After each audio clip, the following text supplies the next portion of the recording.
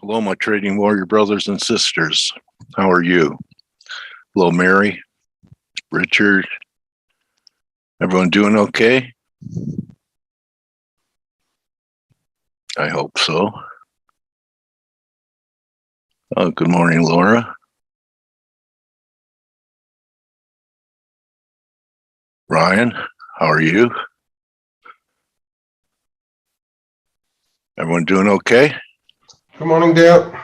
Hey, how are you, K-Man? See my dollar Ryan, chart, right? I'm sorry? You can see my dollar chart, right? I see your Dixie chart. All right, beautiful. You know the Dixie chicks? Yeah. I love the Dixie chicks. Yeah, their career ended over stupid political things. They're still out there, but anyway, great harmonies. Each of them could be great solo performers, like the Yen. Correct. The Yen could be a great solo act. Doesn't need a backup band. Keeps marching along. It is. When you're getting short, man. And as I said a while before, I tried it once and it exploded me in the face for a few pips. So I stopped again. I'm going to trade the calendar. I'm waiting for next week, the end of Japanese fiscal year, and then we see where we end up. Risking of missing the top, but how many tops do we have to fish before the getting to the real one, right? It could be, could be here, could be 123 in the dollar yen, could be here in the Aussie yen at just above 91. It could get 93 or 94 as well. I mean, who knows what happens in a week's time? Yeah, and then it looked like yields were pulling back. They did. And now they're trying, unlike the yen, they haven't made new highs yet. So I know 250 is a number that a lot of people thought would be max move in the 10-year before rates started heading down again. But but tough call. If that's the bonds had a good day yesterday. Look at that in TLT. So I'm sure it'll be giving some of it back, but I certainly think there are a lot of shorts in the bond market, and major outflows of bonds has been going on all year. So I wouldn't be short bonds, even though you think rates are going well, yeah, we hear you now, Ryan.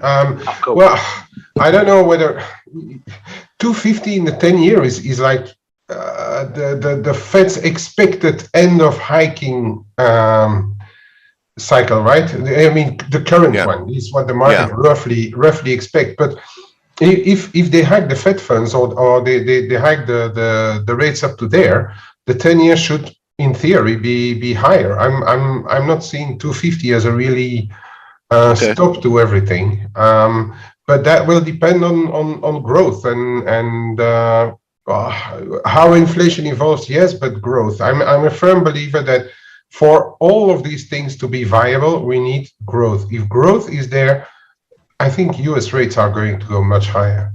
Okay. Yeah. This week I was talking about that this could be the launch pad for a move towards 1970 in the gold. We're a day away. Gold's acting a little better than silver.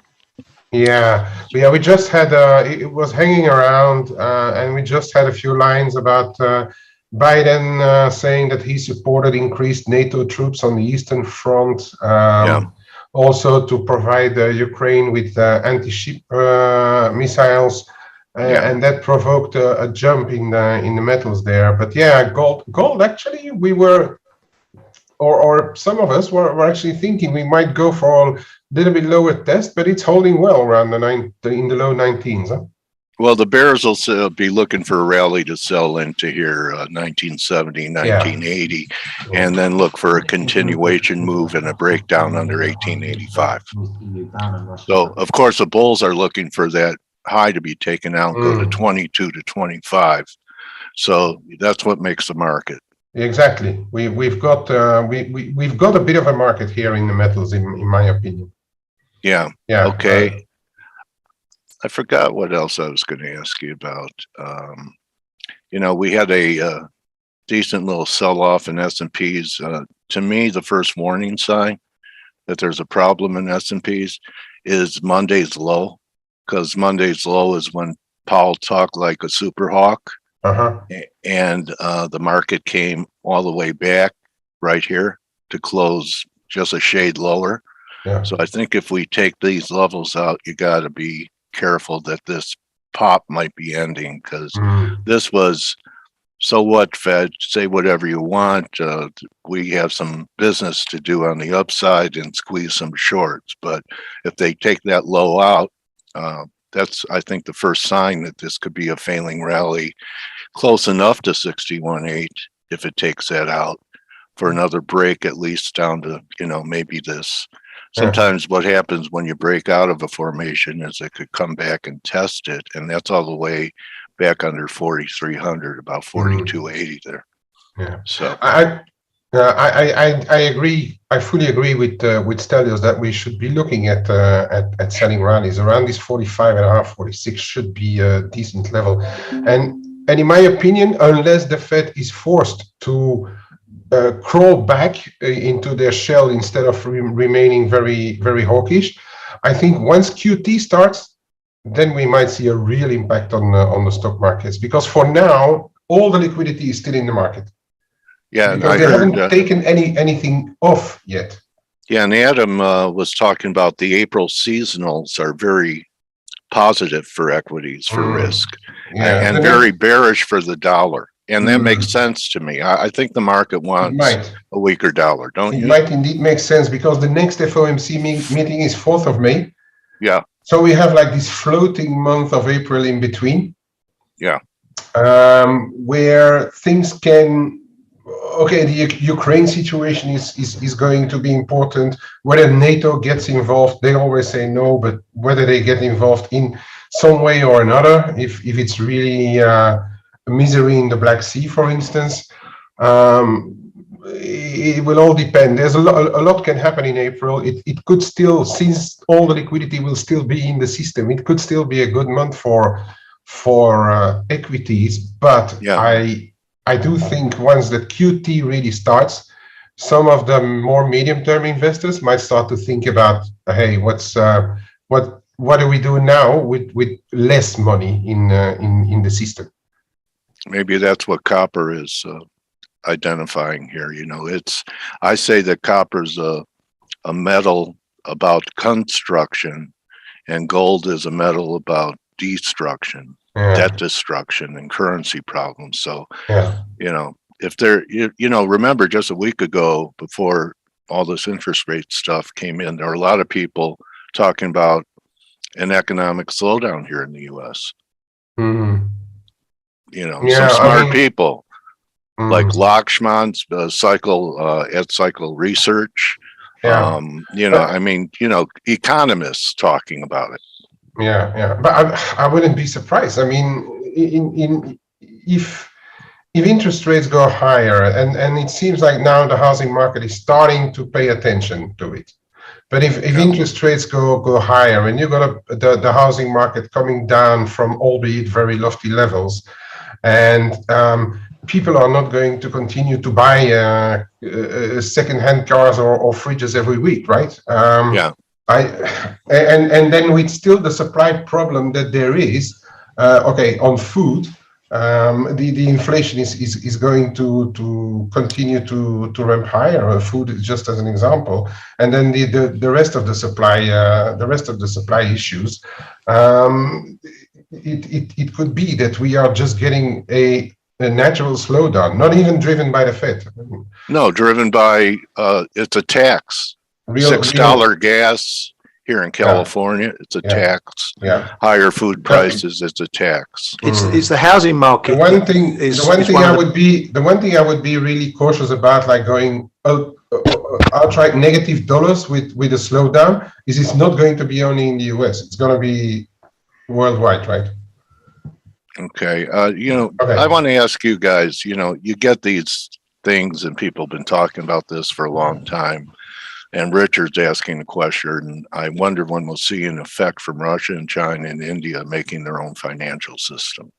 Is that in the cards within the next few years, that after what U.S. did with SWIFT and weaponized the financial system, that they're going to go around us, It's possible. around America?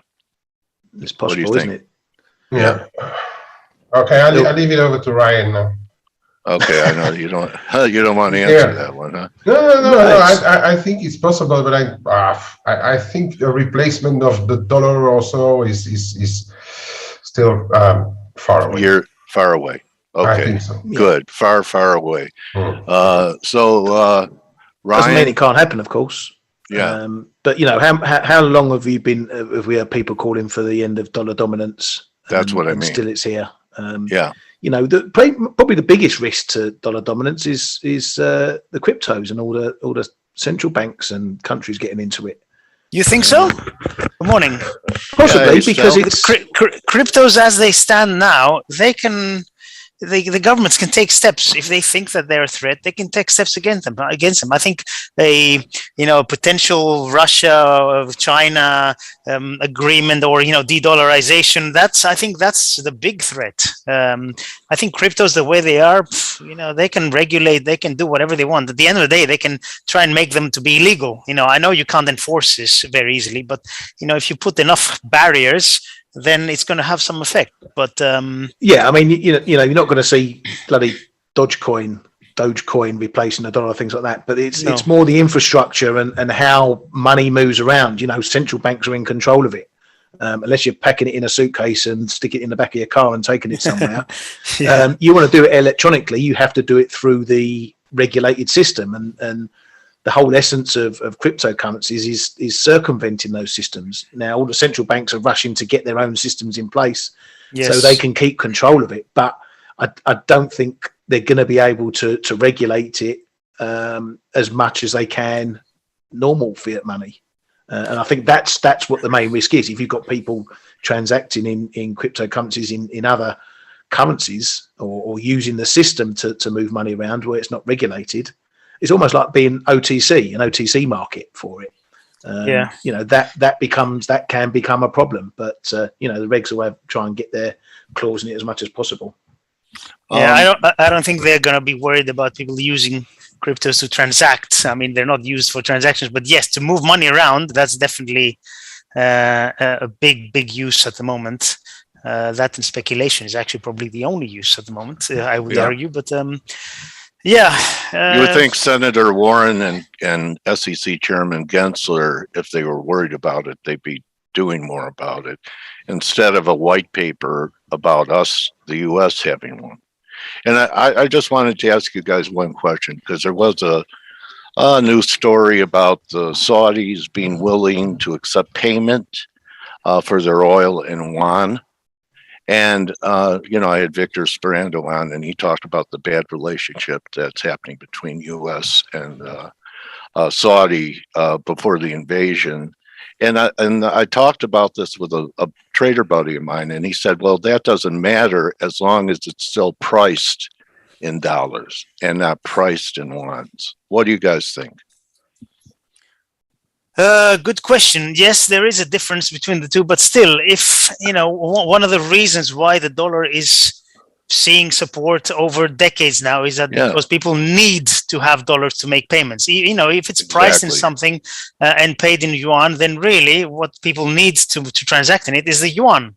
So I think there is a difference, but the main thing is what currency are you using to transact. And remember yesterday Putin said that non-friendly countries are going to be transacting in rubles, which is interesting. Can you even get them? I don't know. Can you get rubles? I don't know. I mean, I know that I kept asking, is this real? These candles, and if they are, it's been pretty nice recovery in the ruble. Yeah, still good. I mean, we're still way up from before this was before the invasion, and this was the invasion day, but it's recaptured a lot of losses. Yeah. Anyway, someone's trading it. Oh, there's a crazy spread. Yeah. Probably. Good luck getting a real quote for it. All right, I know that's between. Oh, okay. Yeah. Have you got some under the floorboards, Dale? Some rubles, some rubbles No, I've got rubble. Yeah, I've got rubble. next to your drachma and your Deutschmarks. just cash and silver, bro. Yeah. So anyway, that's what a prepper I am. I have no food or water, but I'll survive on cash Yeah, and gold. silver coins. So anyway, that's an interesting comment that we have from one of our attendees. It's Amira saying that Saudi's upset with us because we're trying to get that deal with Iran, and Saudi Arabia and Iran are adversaries. So, and we're doing this, we're cutting deals with Iran, and Russia's even part of that peace treaty. So, I don't know how they do There's that. so many moving parts in the Yeah. geopolitical and political environment. It's incredible. It's Like Venezuela now, your best Yeah. mates.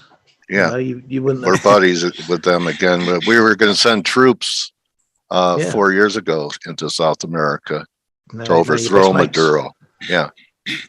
So history is very flexible. Fickle. That's what it is. It's fickle. Yeah. So I know that Blake has some ideas coming into what we see the Canada's trying to hold, and I think Blake has some ideas here in about what? About the dollar Canadian? Yeah, dollar Canadian and euro. Are we on the verge of that triangle that you showed Blake last week? I know you don't believe I remember it, but you were No, showing I us actually, you over- know what, Dale? I actually believe you remember everything. That's the thing that's scary about you is you actually have a memory like a sponge, and you only when it remember comes to other markets. people's trades. I guess. Does your Well, wife money. Does your wife ever blame you for forgetting things? Yeah. Oh, okay. Well, then you're not. I thought you might have been some sort of anomaly, but you're not. So, So there's the look. yeah. So this is the dollar Canadian that I was looking at yesterday, and what we did is we hit that minor channel resistance. I had this drawn out yesterday. We hit that minor channel resistance. We rejected there perfectly, slip right down to channel support. So obviously, you have to just take this with a grain of salt and go, okay, well, we have to get over that channel resistance in order for us to take the downside pressure off. And actually, if you want to if you just want to go like a step further to all this, you just see this red line right here. You could make this like, this is because we had that previous low right there. This is also the 200-day moving average. So you'd actually have to go over to the daily chart here and realize that the 200-day moving average is right here. We have to get over a 126.25, and that's only 60 pips away, which if you've ever traded the loonie, that's not very far, but we haven't been able to press above it. And I think one of the reasons would be crude oil is so strong. So, crude, I mean, do you guys believe that crude is back up here? Yeah. And one of the things that I was talking to Chris Weston from Pepperstone Securities last night. We did the trade off. If you guys didn't see that show, I want to pull up crude. How Russia's pricing crude oil in rubles, and that's kind of what they were looking to do, and that has given. That gave the ruble a nudge higher, right? So you see the dollar ruble. Well, actually, I'm a 10% here. So, yeah, I mean that's a big move, right? Of the ruble recovering, and that has also sent crude oil higher. And I'm wondering if it's going to push us into new highs now. I mean that, I know technically we need to break above the 618, which is actually 116. But if for some reason crude does hold at these levels, we're gonna see a bit of a pullback, and that would be good for the dollar Canadian. I think the dollar Canadian would be positively respond to something like that. But what do you guys make of this move in crude? And we're having a big discussion in our chat room today. If you guys this is the ForexAnalytix chat room. If you guys haven't seen it before, this is I'm in the general chat room right now. you can see like conversations we were having about, well, I guess I could probably go up here. And we were talking about, whoops, not the discussions right here in the threads, talking about where the conversation was going about gas prices. We had a conversation going about gas prices and realizing how high these prices are. At what point do we have demand destruction from a consumer at a consumer level? What do you guys think? I heard some guys on CNBC say that, based upon the dollar compared to the last time we were up here, that it would take 180 to get people to really sharply reduce and ration their use of driving. 180. Well, that makes sense because the vast majority, at least in our country, and I think most countries, the price of gasoline is taxes, right? It's like 80% over 80% here.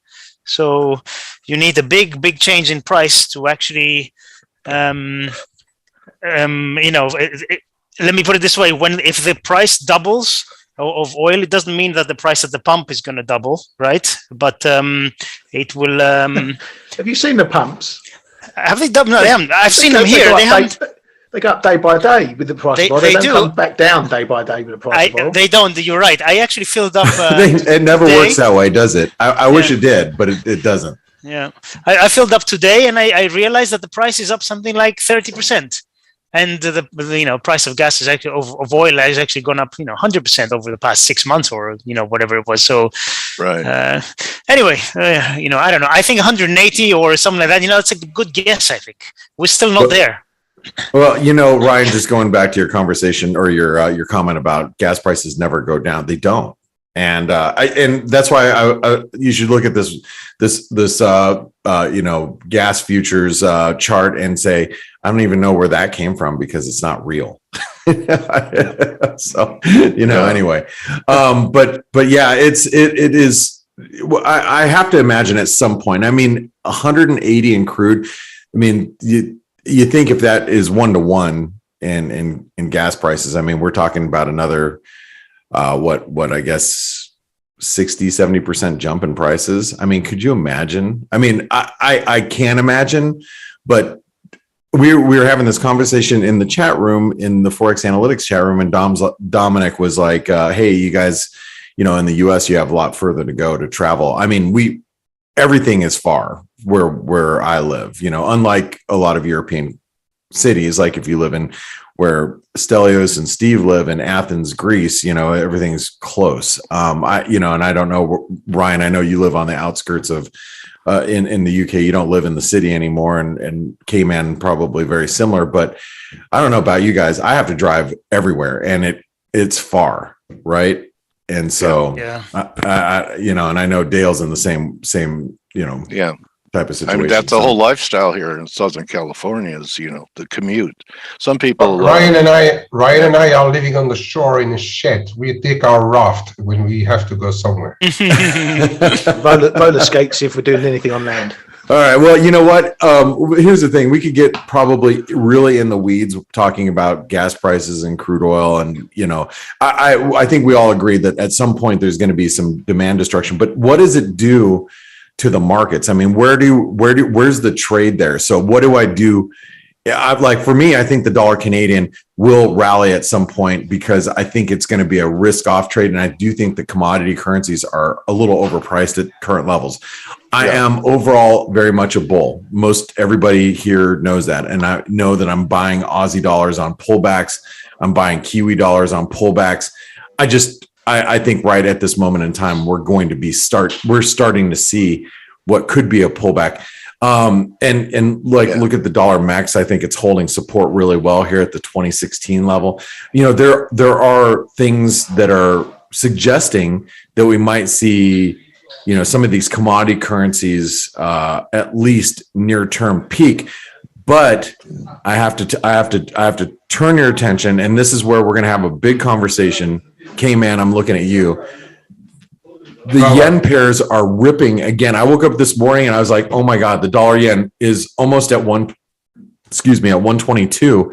And look at all of these yen pairs. I mean, and I pulled this one up on the the face-off or face-off trade. That's a movie. The trade-off last Nicolas night Cage. with yeah, it's a great Nick Cage movie.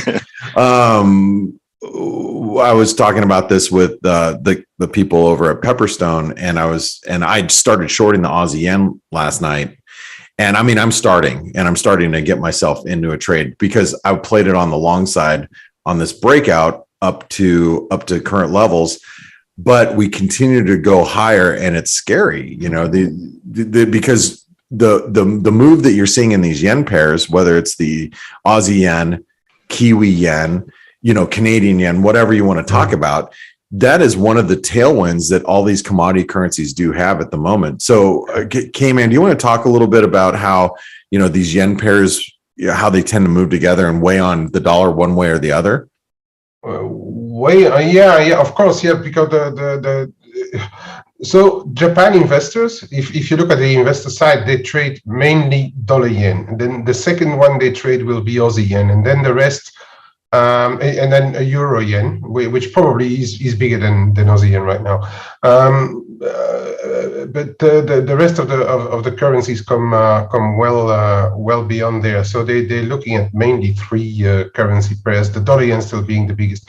But what's happening now is that, and I think we might have underestimated it, is the size of what the importers have to buy. Or to sell yen, buy currencies to pay for energy and commodities, because they virtually import they import a lot, right? Yeah, so and I think everything. this effect at the same time, you see the interest rates go higher, so the investors have to probably hedge more. And at the same time, you probably have like a bunch of model funds, momentum funds in there who wake up in the morning, turn on the model and say like, oh, the yen pairs are higher, we need to buy more. And don't forget the options lot as well. So Ryan, why don't you talk a little bit about what are the options showing you? And by the way, if you are a ForexAnalytix subscriber, just if you go over here where it says market info in your ForexAnalytix platform, right over here where it says orders and options, you can get all this options information that Ryan and the Forex Flow team has posts up here every day. But Ryan, talk a little bit about the options activity you're seeing. There isn't any. That's the problem. There's a big gaping hole above 120. It's empty air at the moment. It will fill up, obviously, but what tends to happen, and Kman knows a bit more, he's more our option expert too. What tends to happen is you get a bit of chasing when there's little hedging above there, because no one's hedged for these high levels. And you get all the gamma issues as well, where, you know, there's black holes there that need to be filled, and it creates a bit of a snowball effect where the options traders have to now go chasing the market.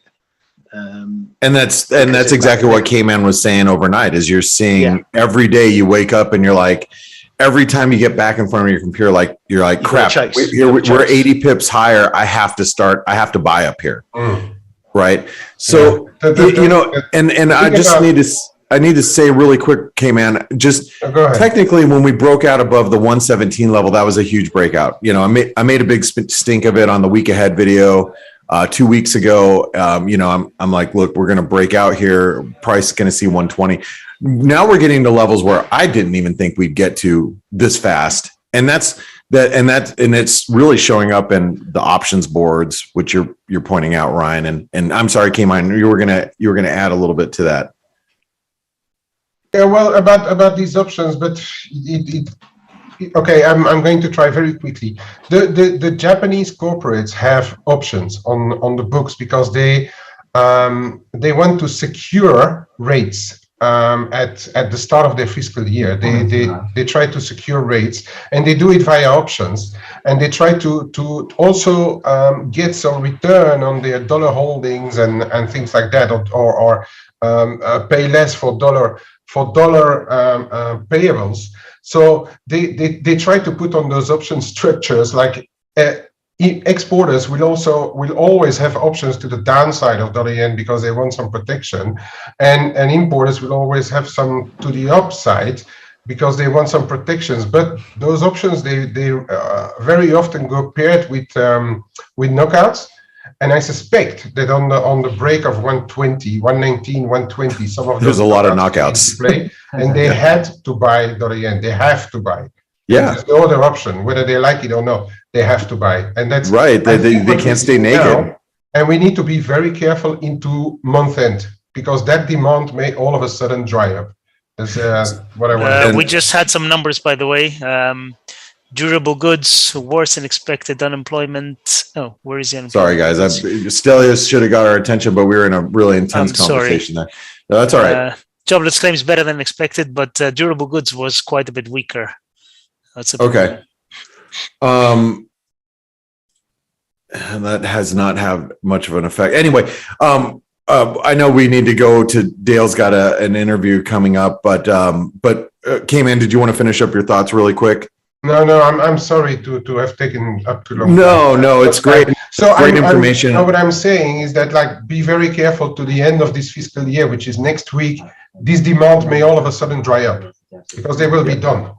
And you've been saying that for weeks, and it's been spot on, Kman. Yeah, but in the meantime, we don't know where it stops. It can stop here, but it can stop. Right. If you think about, like, it's been a week, like we have a whole nother calendar week from today. Yeah. I mean, and just think about, like, what's happened this week. There's this week, there's last week, and they're about equal legs. So let's just say another week of the same price action. And I'm not saying this is going to happen, but I'm saying this is possible, right? I mean, we could trade up to 125. And now you think about that, guys and gals, if you're trading these yen pairs, like, I'm short Aussie yen. I'll tell you guys right now, I'm short Aussie yen, but another 300 pips in the dollar yen with the Aussie going higher, another 100 pips, Aussie yen could be trading up towards 96, 98. I'm very keenly aware of that. So just, if you're out there, mind your stops, mind your position size, understand what's possible, and plan for it. Hope it doesn't happen, but plan for it. All right. As traders, we have to understand how to assess risk, know where, your break points are, where your line in the sand, if you will, where you need to get out and say, I need to book profits or I need to take losses. Always understand that when you're trading, especially when you're in a runaway market like you're seeing right now. Okay. So I wanted to make that point because I think a lot of people, they tend to be, especially traders, they tend to be mean reversion traders, meaning that, if something goes up too high or too low or drops too far, they start to buy or they start to sell and they start to fade those moves. And they don't realize when you get stuck in a move that is a runaway freight train move like these, that's where you get in a lot of trouble if you're a mean reversion trader. So just please be careful. Okay. I'm always like, I know exactly where my stops are. And if I get run over, I knew what my risk was. I get out and then, take my loss and move along. And you got to be able to do that in this type of market. Anyway, I'm taking up a little bit too much time for Dale. So thanks everybody for being here today. Make sure that you check out ForexAnalytix, check out the Trader Funding Program, and also if you guys are looking for a broker, visit our partner Forest Park FX. They're like a concierge of brokers. Broker. Yeah. But they really, you can contact them directly right here at the very bottom of our ForexAnalytix sponsored right here. And you can talk to them, you can talk to them on Skype, or you can actually send them an email and, just say, hey, I'm not happy with my broker and this is the kind of trader I am. And they're going to find you a solution. They'll give you different options and say, well, based on what you're telling me, this broker is going to be better suited for you because the spreads are lower, maybe commissions might be higher. Whatever the case may be. I'm just, using that as an example, but we've been working with them since the onset of ForexAnalytix. So, for the last 5 or 6 years. So make sure you check them out. And Dale, I'm going to let you take over. Thanks, Kman, for all of your comments. Stelios and Ryan and Dale, of course, as always. Yeah, Kman, I'll say one thing before I bring Steve on, is that I learned about this fiscal year end on the yen that I never really took seriously and into consideration. And everyone that's heard you the last 3 weeks will be aware next March about this. Okay, so I mean it's important. You made my day, Dale. Thank you. All Wait, right. have you guys, and by the way, have you guys registered for the Trader Summit event? I'm sorry, it's free, okay. And we got, oh, do you know who just joined the panel? No. Stella, you want to make that announcement or what? Oh, did he leave already? Yeah. He left already? Yeah. We have Mark Yusko is going to be joining the panel. Oh, okay. Yeah, he just got put on there. Okay. Manages a crypto fund. For those of you guys that are, he's partners with Pompliano, and it's going to be that'll be really, that's another addition. We're constantly adding people to that Trader Summit. So just make sure that you guys register for that. Seating is limited. Remember, even if you can't be there, register, because you'll get the recordings once you register. Make sure you put in your correct email too, because if you don't, then if they send you a recording, it's going to go to the internet ether somewhere. So, all right. Anyway, Dale, it's all yours. Thank you, buddy. All right. Steve Miller, Ask Slim, welcome back to F.A.C.E, and thank you for your patience, buddy. All right. Glad to be here again. Thanks. Yeah. And you know what? I'm really looking forward to seeing what's on your radar, Steve. I've seen your work quite, 3-4 times now, and I keep an eye on what you say, and I've seen a lot of things manifest that you've talked about. So you share your screen. Maybe we could get into what's on your radar. Okay. It says I can't start video here. Is that different? Oh, I don't have video going, but okay, that's okay. So I just share the screen. Yeah, we'll do that. Okay, that's great. And we'll send 8x10 glossy autographed pictures out to everyone. All right, you should see my charts now. Do you see them? I do. They're so cool. Go ahead, man. If you remember, you're talking about what we discussed last time. We talked about the stock market, and that was back in December when the work had shown that there was a large decline likely to come into the March timeframe. Yeah. And sure enough, there it is. Boom. It just absolutely bullseyed. And now, of course, we're getting a rebound. Question is, what is the how far is the rebound going to go? It's amazing. I'm going to blow up the weekly chart here. And for those of you that are new to our analysis, it's cycle analysis made up of 3 components, basically the market rhythms that we look at. And on the bottom, you'll see those cycle brackets, and that gives you the energies of the market, essentially money flows. And it's broken up into dominant and minor cycles. And we also look at momentum conditions. And we also look at what we call swing high, swing low to get our projections and support resistance levels. So it's those 3 components of the work we do. We have 4 analysts here at Ask Slim, so all doing this type of work. So there's the rebound in there that really was very much on time. You can see this area right over here is where the low was suggested. And it came just a little bit early, not that far out of normal variance. And now we got into this rebound. And now I'm getting so many emails and comments out on social media because everybody's used to this market that has been since by the dip.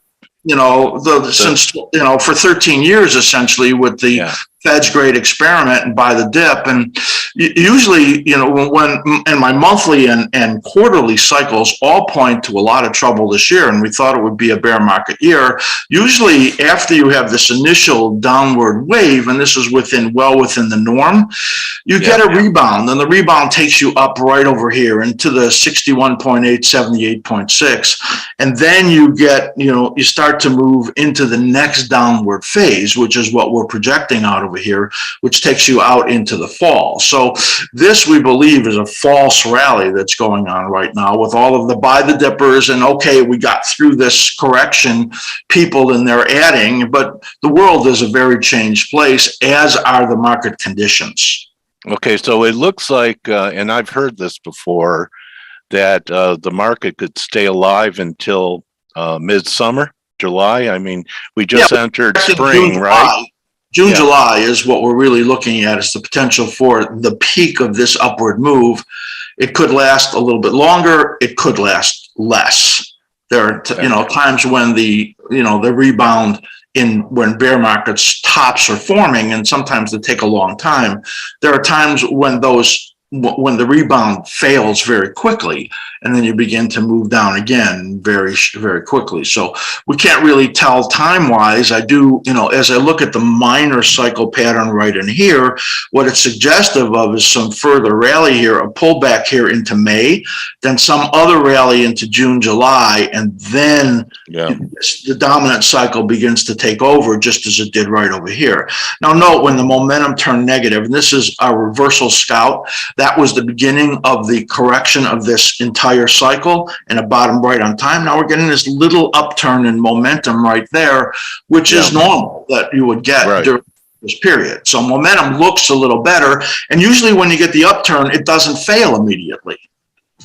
Exactly. So we have to squeeze out all the pessimism. People were asking me, Steve, at the lows that we had last week, I said, Dale, what's a bullish argument for stocks? And I said, no one wants them. That was it. Yeah. Wasn't that? It was strictly sentiment and people wrong-footed, in my opinion. How about you? Yeah, I just think that, it gets sold out. Everybody thinks the end of the world is here. And when you have what's going on geopolitically, and when you see the absolute destruction in the tech sector and the NASDAQ, most of the stuff in NASDAQ, it's the end of the world. The only thing is when you get into that time frame, when you get into that sentiment, all of a sudden everybody is sold out. Everybody knew the Fed was going to be raising rates and be aggressive, because they've messed this up like no other Fed has ever done.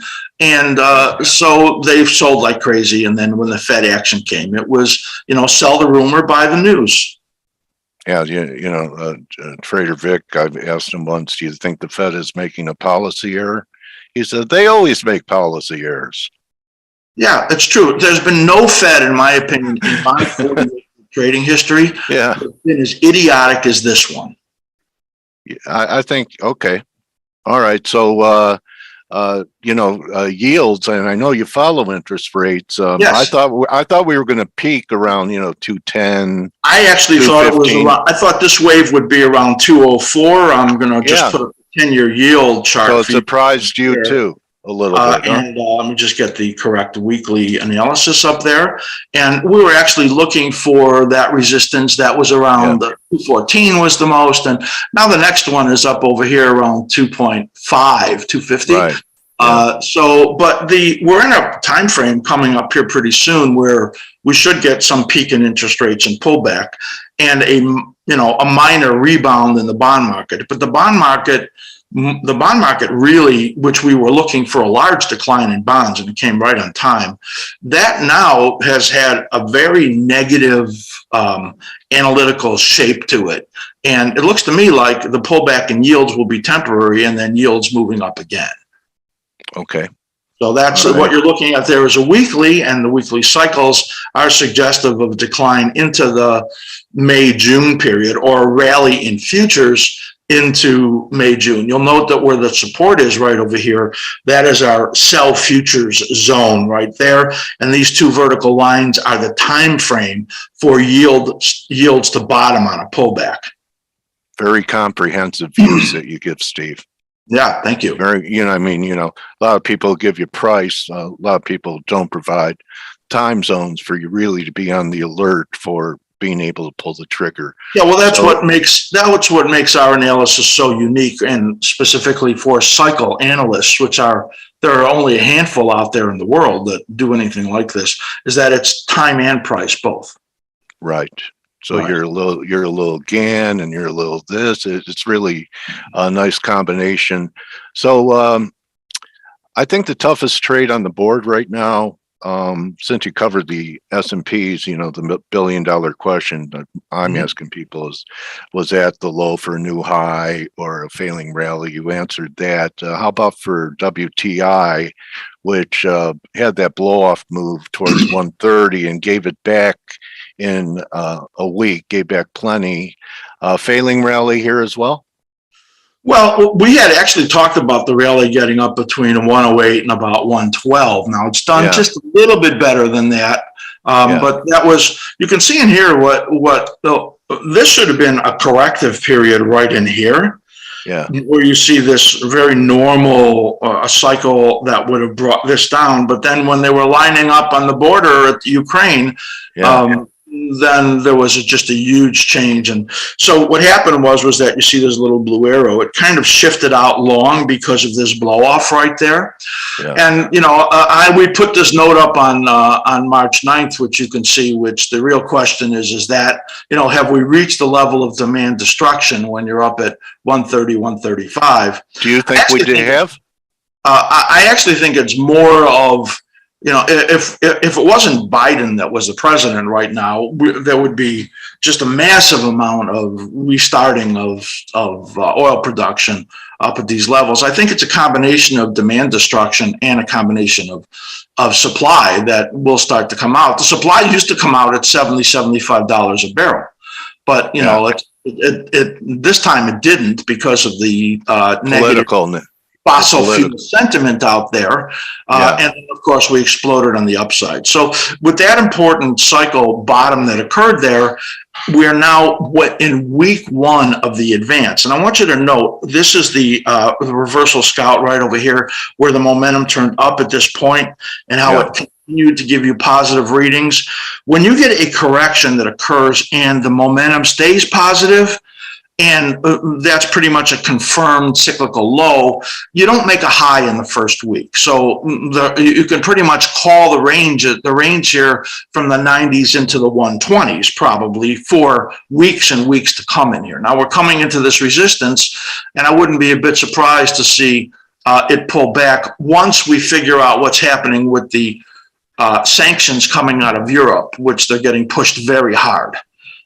So that, you know, once that news come out, you probably get some kind of a pullback in energy.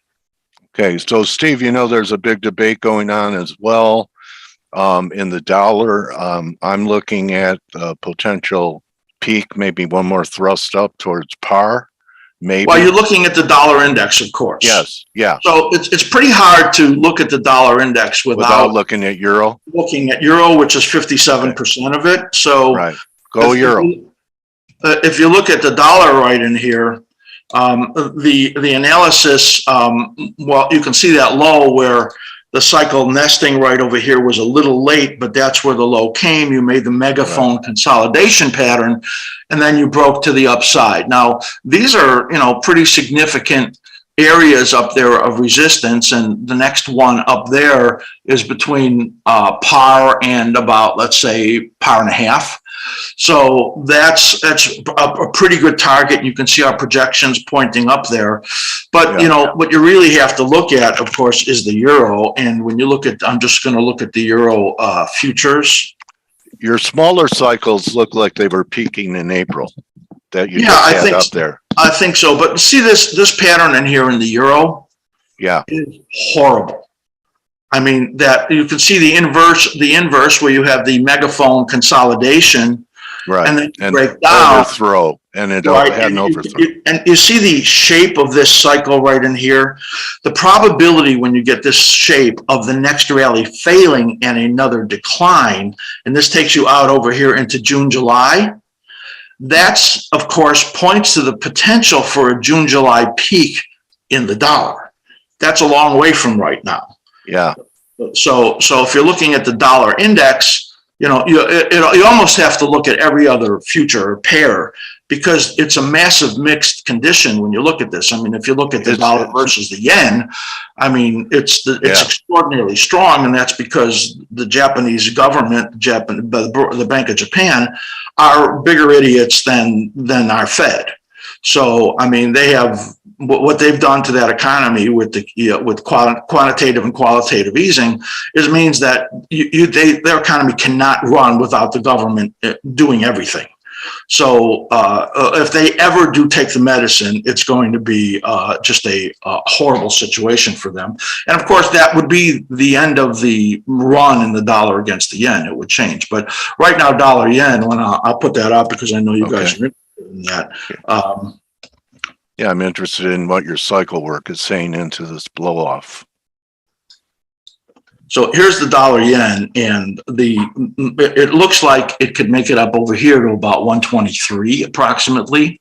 Yeah. At that level, it's made it up into the through the target zone right up over there, and we have a rising support, and that takes you down over here. So somewhere in here, the dollar is likely to peak, and you get a pullback. The only way that's going to happen is if there's a significant tone change in the relationship between interest rates in U.S. and Japan. Right. They're very tied at the hip right now. Yeah, and you can see this dashed line. That's a VTL right there. That's called a valid trend line. I have a whole cycle analysis workshop that discusses that, and you can see it just came down and touched, and then absolutely blew away from that. So the supports right in here into this June-July time frame are around 117, 117 and a half, 118 and a half. That's about the area we would expect it to pull down to once this peak is made, and it might not be for another month. You know, when I look here, I'm going to just switch over to a daily chart right over here, and I can the time frame right over here is April 26th for that pullback on the daily chart. So that even if it did that, it would then probably rally again to get out to this May time frame. Okay, a lot of things happening June, July, May through July. Yeah, lots of things. We actually think the stock market will pull back into that time frame. And then try one more time, you know, pull back and try one more time. Yeah, people will try the sell in May and go away and be rewarded for a few weeks, maybe. Huh? Yeah. Okay. So why don't we go to what all the central banks are doing? We had that big spike in gold, Steve. At what was it? 2080 broke about 200. That was actually came back. That was a very, of course, significant move, and significant cyclically also, because what we had expected in the gold market with that, this huge pennant formation, which is essentially a bull pennant off of this big move from way down around 1100. We thought that the breakout to very significantly higher prices was going to come after the completion of that, which was due to occur in May, June. When that big spike came on the panic, as you can see here in that big shooting star, what that did was it raised the targets on the downside for this time frame. So while we thought it could get down under 1700, once this happens, it skews it to the upside. That doesn't change the timing, which was still in here in May, June. And here's the support confluence areas right there. So the top of that is around 1900, which we just got down to. The bottom of it right here is about 1835. This is a massive buy area, in my opinion. And then I think it's all-time highs over here into later in the year. One more bus stop in metals. Silver, same picture? Well, silver is a very similar picture. It has slightly shorter cycle patterns to it. The silver cycle is actually on right over here. That's that silver colored cycle bracket. But the silver picture is the same. I heard you talking about silver. I've been buying and storing physical silver right now. Because I think it's just the right time.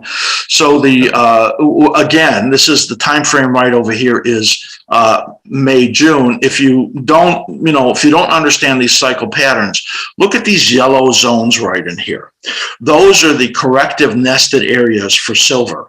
And look at how each one of those brought the downside correction. I mean, you're looking back here, way back into 2019, and correction here, that's this correction, and look what's right here. We're due.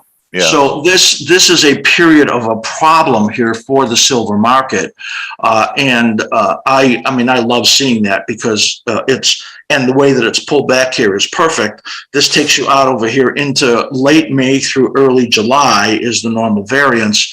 And also that would give you the time frame for the likely bottom to be created and get into the next multiple rising phase. You can see in here, here's the gold pattern right there and the silver pattern over here a little bit later. And you see all of our upgrades right in here as it kept going up as we keep raising these targets over here. And again, the top of this, which we just got down to, is about 2470. The bottom in here is about 2370. So right in here, the 2470 to 2370 to me is a very high probability long side entry zone between late May and late June or early July. Okay, we have one attendee request. Perhaps we could wrap it on it. It's the Aussie dollar. The commodity currencies, Steve, have been very strong with the commodity rally that we've had. So curious, you're taking Aussie if you follow it. Sorry. And that's from David Cressa. Hello, David. And Richard Adams has commented, wow, this guy is solid gold. So your cycle's coming up. What is the Aussie? Kind of, I'm just absolutely drawing. AUD. US? AUD. Oh, AUD. I don't know what's up. AUD, USD. I was drawing a blank. I look at it every single day practically, and all of a sudden I couldn't think of it. So here is the weekly pattern right over here. And thanks, Richard, for that really nice comment. Here are the cycle patterns here in the Aussie. And by the way, we do this on 24 different futures contracts and energies and over 300 stocks. So wow. That's what our team does. Well, that's what I've got, 3 other people that are cycle analysts on the team. So we do this all. One of your team members is here, Jean-Philippe. John Philippe. I'm one of the members. One of his members. All right. Yeah, okay. Yeah. Thanks for that testimonial. It's great to bring shills into your interview. I'm kidding you. I know it's sincere. I think it's, let me ask you this question. I know it's great when we make money as individual traders, but I almost get more satisfaction out of people that I've taught and worked with when they're outperforming me. Yeah, it's of course we get great testimonials, people that write to us how well they do. I'm just adjusting this a little bit because it's gotten above that level. So you can see in here the minor cycle is suggestive of a pullback. Yeah. Now, a little cycle lesson is that we speak about translations, and translations are, this is minor cycle here. When it peaks on the right side of it, then we call that a right-hand translation. When that occurs, the correction comes down into support, and then the next rally likely makes a new high. Yeah. You can see that that's the projection in here because we're looking at the translation. So it tells you that when you get a pullback into this time frame into April, this is going to be a buying opportunity in the Aussie. Okay. And then likely moving up again. I think that, the whole concept of the natural resource economies, which are of course Canada and Australia, they're going to continue to do well under this environment. Brazil, right? Yeah. All right. Well, Steve, great presentation with some excellent looks. Best way for people to follow you or get in touch with you? Yeah, well, you can go to AskSlim.com. Here's AskSlim.com right over here. That's the front page.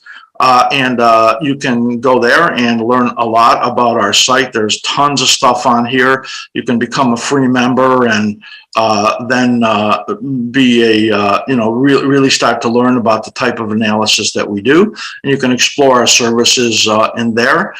We have, if somebody joins at, let's say, a level 2, they're going to get, that's included with a lot of our futures analysis in the stock market and my video library about trading, which I've produced 600 videos, which is there also. So become a level 2 member and you'll just begin to learn a ton about what we do.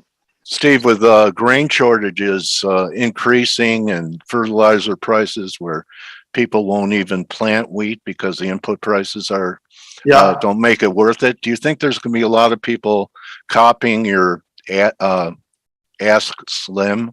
There'll be a lot of more slimmer people in the following years. You mean a lot of people doing this style of analysis? No, just using their name Slim because we're in a famine. Oh, I wasn't following you, Dale. Now I'm following you. Yes. Well, right, I don't know if the famine's in yet, but if you look at my scale readings, you wouldn't think so. Yeah. Anyway, Steve, a pleasure. Yeah, and, great. My trading warrior brother, Steve Miller, find him at Ask Slim. and learn from the guy. Great. Appreciate that. All right, buddy. All Good right. hunting. Good Take care. hunting. We'll keep you in the rotation. I appreciate your giving nature to come on here and share your stuff. Sure. Thanks a lot, Dale. Adios, Steve. And everyone else, thank you for your attention. You could join the team in 15 minutes on the Morning Edge, and we'll see you tomorrow. Adios. Learn about World War III tomorrow with Dr. Pippa Malgrim. She thinks it started. You're welcome, Mary. Thanks, Slim. See ya. Bye-bye.